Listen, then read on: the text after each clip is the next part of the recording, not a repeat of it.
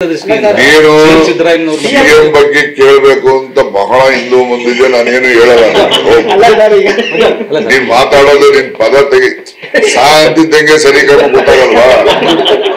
ಹಂಗೆ ನಿಂದು ಅದರಿಂದ ನಾನು ನಿನ್ಗೇನು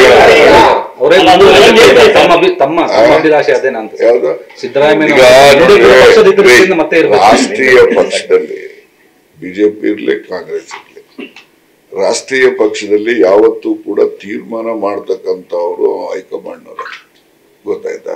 ನಾವೇನೇ ಅನ್ಕೋಬಹುದು, ನಾವು ಇವ್ರಿರ್ಲಿ ಅವ್ರಿರ್ಲಿ.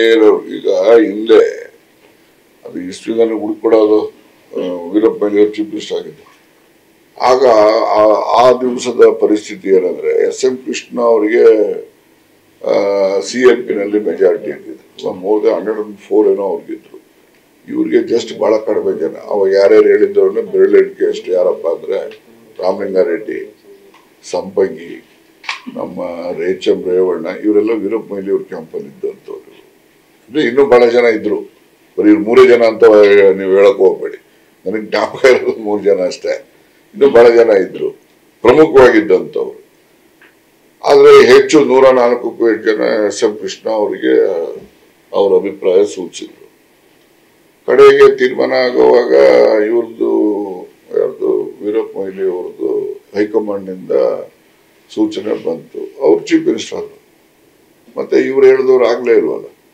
ಅದರಿಂದ ಕಾಂಗ್ರೆಸ್ ಪಕ್ಷದಲ್ಲಿ ಯಾವ ತರ ತೀರ್ಮಾನ ಆಗುತ್ತೆ ಅಂತ ನಾವು ಊಹೆ ಮಾಡಕ್ಕಾಗಲ್ಲ.